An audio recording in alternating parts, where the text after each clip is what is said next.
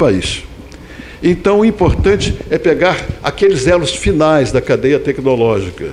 Quais são os elos finais da cadeia tecnológica? Saber como se produz, como se opera e como se mantém, não é? Agora, toda a parte que está atrás da cadeia tecnológica, nós não sabemos, não temos. Muitas vezes as máquinas necessárias são importadas. Como se chegou àquele processo, não se sabe. Está certo? Mas acontece o seguinte, quem está fazendo... Nós temos as nossas indústrias que elas têm que viver do lucro. E é isso mesmo, senão elas morrem. E morrendo, morre o país. Então, elas já estão fazendo uma grande coisa em conseguir os elos finais da cadeia. E aí, agora, o que às vezes é que nós somos também um tanto ufanistas e já começamos a dizer que estamos dominando a tecnologia. Não estamos dominando nada, não estamos dominando, nós estamos usando os elos finais da cadeia com muita utilidade e com muita oportunidade. Agora, dominar uma tecnologia ou gerar uma tecnologia é outra coisa. Tem que ir lá para trás, começar lá de trás. E aí vai ser necessário tudo aquilo que eu falei. Começar lá de trás, isso é uma questão, isso é um processo que demanda tempo, dinheiro, organização, e que os países desenvolvidos vêm fazendo há 100 anos, né? Nós acordamos para isso tarde. Não quer dizer que seja tarde demais. Almirante, mas tem coisa que a gente faz há 100 anos também e nunca sai do lugar, né? Como? Tem coisa que a gente faz há 100 anos também e nunca sai do lugar. Exato. Eu vou dar um exemplo. A indústria de comunicações, por exemplo, a gente andou para trás nisso aí. A gente hoje não faz mais nada, né? Até a indústria espacial nossa também, que vinha vindo de uma carreira interessante, de repente resolveram fazer um convênio de tal forma que se pegasse o final de tudo. Também não deu em nada, porque eu não sei como é que essa coisa ficou. Quer dizer, a nossa questão é a questão de continuidade, de educação, de pressa, de querer mostrar um resultado fonista, né, em que, na verdade, o que interessa é aquele conhecimento sustentável que a gente não está conseguindo fazer em muitas áreas. Concordo inteiramente. E nos próximos slides nós voltaremos a falar disso. Concordo inteiramente.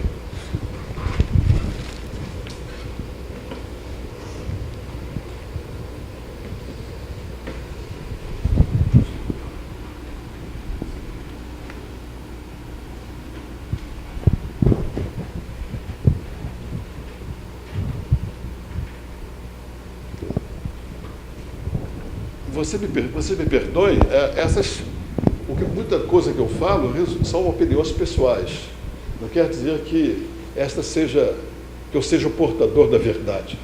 Agora, são opiniões pessoais que eu formei ao longo de uma vida de prática, de estudos, de observação, de leituras, etc.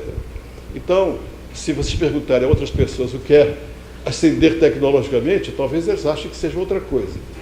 Mas, para mim, ascender tecnologicamente é gradualmente, porque é impossível caminhar de outra maneira, tem que ser gradualmente.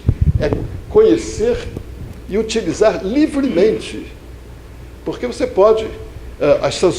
nós ouvimos ontem falar das sanções internacionais. São de todo tipo, né? São econômicas, são financeiras, mas também são tecnológicas, está certo? Sanções são tecnológicas.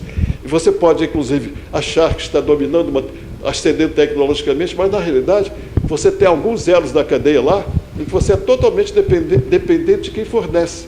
Você dominou alguns e outros são fornecidos. Aliás, é uma maneira muito prática. Você é progredido. Você vai dominando, conhecendo o que pode e o que não pode, você vai obtendo de outras maneiras. Mas quando você obtém de outras maneiras, você não é o dono. Mas você está produzindo. Só que essa produção pode, uma hora para outra, ser cortada. Corta aquele elo da cadeia. Isso aí, quando a gente ouve falar quem observa bem a vida internacional, deve perceber isso. Está certo? E então, nos nossos caminhos, nós temos que ser um pouco cautelosos para não, de uma hora para outra, não sermos cerceados. Aliás, cerceamento internacional é uma coisa que sempre existe e sempre existirá. Nós voltaremos a isso adiante.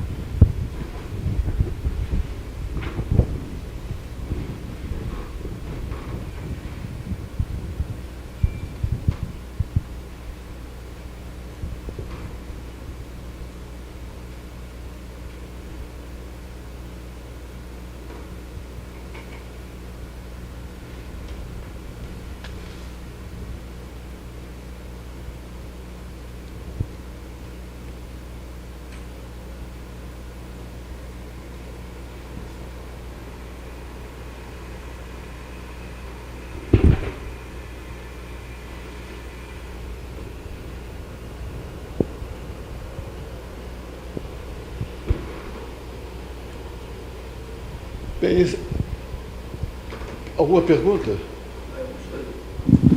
Sobre esse assunto aí, hoje mesmo no jornal, nós temos um exemplo. Alô, tem que levar para você.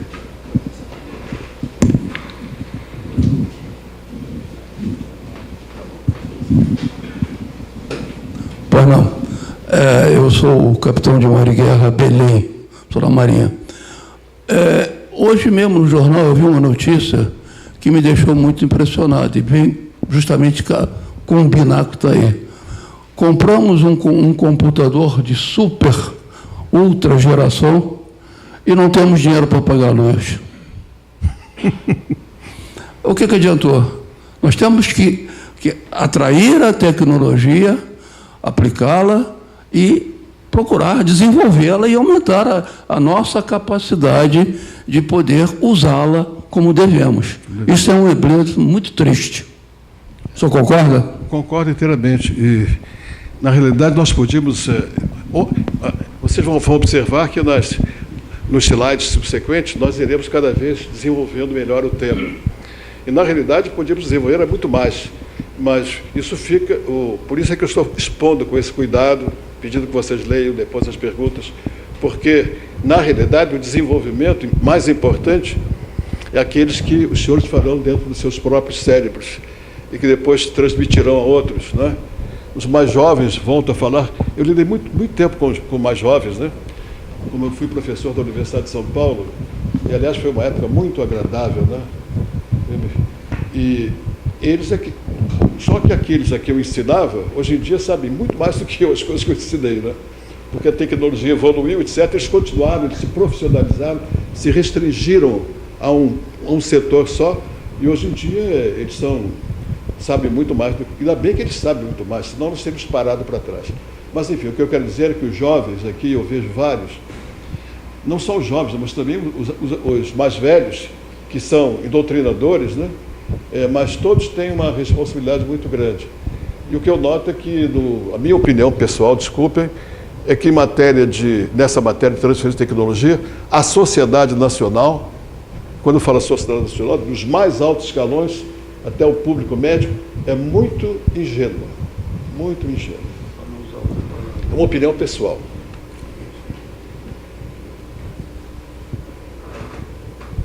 Realmente absorver tecnologia sem simplesmente continuar a dependência antiga é difícil. Continuaremos nesse tema ainda de absorção de tecnologia.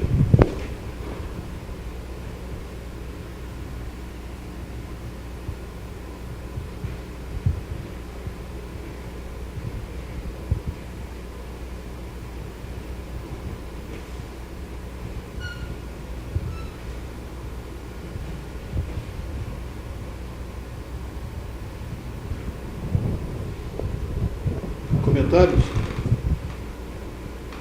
Voltamos, então, portanto, àquela parte da continuidade, né? E, infelizmente, no nosso país, tem havido tantas descontinuidades, tantos ciclos, que começam, estão até indo bem, daí a pouco param durante vários anos. Quando tudo recomeça, já é uma nova geração, que nem sabe, às vezes, que aquilo que foi feito antes. E tudo começa como se fosse novo, com muito otimismo. Então, continuidade é indispensável.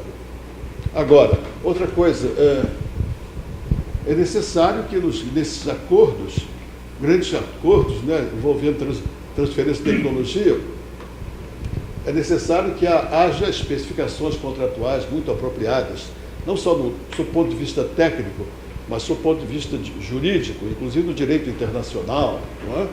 É um assunto altamente especializado. Mas mesmo tudo isso não garante nada. Melhora as possibilidades de sucesso, mas não garante. Porque, na realidade, ao longo de durante um longo contrato, as relações políticas, diplomáticas, o cenário internacional variam muito. E quando realmente num contrato, quando um dos contratantes não está mais disposto a continuar, digamos assim, lealmente aquele contrato, e inclusive quando não há maneira de obter bons resultados. É como o casamento em que o casal gostaria de ficar junto, mas na realidade já não quer mais ficar junto. Então, nas relações entre países e entre grandes empresas, o que existem são interesses e é assim mesmo, isso tem que ser assim mesmo, é verdade, é o nosso mundo. O que existe são interesses, está certo? Que confluem durante um certo tempo, mas que deve-se esperar que em uma certa data comece a divergir. Então, realmente, esse é um outro problema bastante importante na transferência de tecnologia envolvendo grandes contratos. Agora mesmo, pouco tempo atrás, eu estive numa reunião da diretoria do Departamento de Tecnologia do Exército e eu ouvi uma coisa muito sensata, né? O chefe do departamento disse o seguinte, que eles resolveram criar uma seção especial de gente especializada nisso, porque não era possível que o Exército tivesse contratos desse tipo, não, com vários países, etc., que eles procuram, como nós procuramos todos, também as indústrias, todo mundo, e não houvesse um setor profundamente especializado para avaliar essas coisas. Certo? Agora, vocês imaginem, então, a nível de Ministério de Comércio e Indústria, né? Em que as coisas são muito mais amplas, né? E que as pessoas têm que ser muito mais profissionalizadas. E a única maneira de ser profissionalizada é dedicar-se ao mesmo mistério durante toda uma vida profissional, né? Do Ministério da Defesa, do Ministério da Indústria e Comércio, como essas coisas são difíceis. Eu não quero desanimar nada, eu tenho confiança no futuro do Brasil, nunca tenho, mas é necessário que nós tenhamos uma confiança realista, né? Alerta, realista, cautelosa.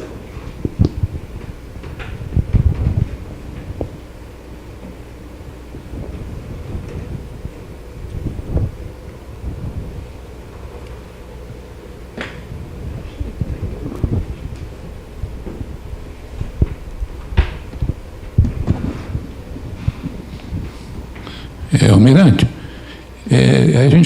eu estou sentindo ali que para haver realmente uma transferência tecnológica é preciso sempre que se faça um contrato específico sobre essa transferência. Ah, sim, isso aí, contrato. Quanto maior o volume e a complexidade da tecnologia, é muito mais complexo e importante e vulnerável também fica o contrato, né? Sem dúvida alguma. E aí entra, inclusive, o Ministério das Relações Exteriores, essas coisas, né? Então, de fato, é necessário ter uma estrutura profundamente profissionalizada e especializada, desde o nível das empresas até o nível do governo federal.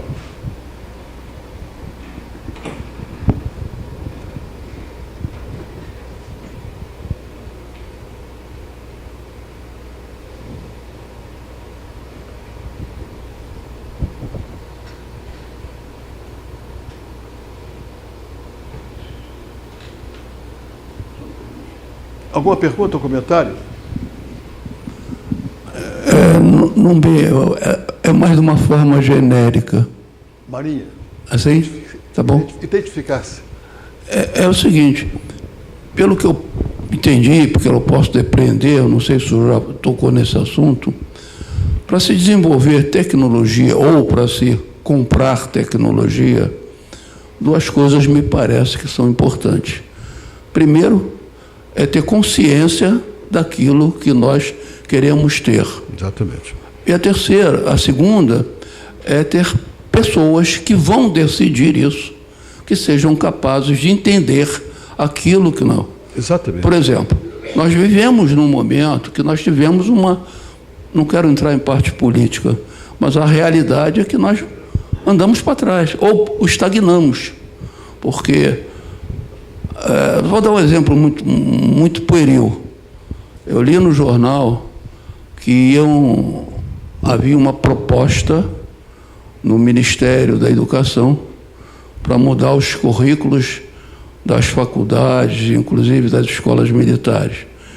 Nisso aí dizia o seguinte, um exemplo muito simples, é que para a história seria mudado e que não se mais estudaria o passado, ou seja, os gregos, os romanos, só ia se estudar atualmente na história, era África e as Américas. Quer dizer, então, isso é uma coisa tão simples, a gente sente esse sentimento de quem não quer prescrutar e aprender com o que foi do passado e aplicar no presente. Como é que numa coisa muito mais técnica nós vamos decidir esse assunto? Sem dúvida alguma. Isso é caminhar para trás e não para frente. É um obscurantismo, né? Talvez proposital. Mas vamos passar para a parte mais engenheira agora. Mas concordo. Pois não.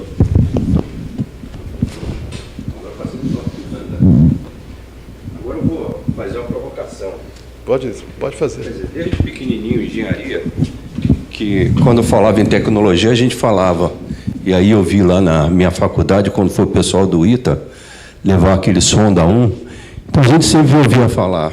Era no projeto do Aeronáutica, né, do Aeroespecial, e o submarino nuclear da Marinha, que já, desde pequeno, lá, e olha que eu já estou velho, hein? Eu vinha falar nesse projeto. Você ainda é bem novo. Né, submarino, depois virou submarino nuclear, tivemos bomba atômica, um monte de coisa, energia nuclear. E agora, a gente, de repente, surge como o Projeto Salvador, os franceses vindo fazer um submarino aqui para nós. Eu queria que o senhor fizesse um paralelo com isso, quer dizer, à luz disso aí. Quer dizer, nós vimos fazendo uma tecnologia, que eu entendo uma tecnologia de base, que em 30 anos não é aprender com gente como da sua qualidade, que foi para o MIT, foi para o mundo inteiro que eu conheço. Buscar conhecimento e colocar aqui é a mesma coisa que eles têm lá. Então, nós aqui deveríamos também ter esse sucesso. E por que nós tivemos agora os franceses vêm aqui, os suecos vêm trazer avião para a gente fazer? Por que acontece isso? Eu já previa que perguntas como essa... Os ucranianos também vieram aqui para nos ensinar a fazer foguete e foram embora. Obrigado pela sua provocação, não é? Eu já esperava por ela. O fato é o seguinte, que nós andamos frequentemente para frente e para trás. Se vocês examinarem a história... engraçado, nós temos livros de história, né? Mas não existe... A quantidade de livros publicados hoje é incrível. É muito maior do que nós tínhamos há 10 anos ou 20 anos atrás, né? Mas não, vocês já leram algum livro sobre a história tecnológica do Brasil? Sobre a história da ciência e tecnologia no Brasil? Não. Não foi, talvez não tenha sido escrito. E talvez nunca venha a ser escrito. Mas o fato é o seguinte, isso é uma outra falha nossa. Nós, brasileiros, não gostamos de escrever. Gostamos é de falar. E o que ocorre? O que ocorre é o seguinte, é que com isso aumenta ainda o gap entre as gerações. Porque é necessário ver continuidade de gerações também. O conhecimento, as ideias, irem sendo transmitidos, modificados e aperfeiçoados por os mais jovens, não é? Mas os mais jovens que se interessam por isso vão ler o quê, se ninguém escreveu nada? Não é mesmo? Por isso mesmo que eu mesmo até 60 anos de idade, tendo vivido sempre no meio de tecnologia e ciência, eu nunca escrevi nada. Aí quando cheguei aos 60 anos, levei um susto. Digo, meu Deus, posso morrer amanhã? E aí comecei a pensar em estudar, ler e escrever. Por isso levei 8 anos para escrever um livro, né? E já tem algumas coisas para o segundo, talvez. Vai levar mais uns 8 anos, se Deus me permitir. Mas vamos agora à história primeira história que toca mais de perto, que eu sou da Marinha, não é? O fato é o seguinte, vamos à questão da tecnologia nuclear.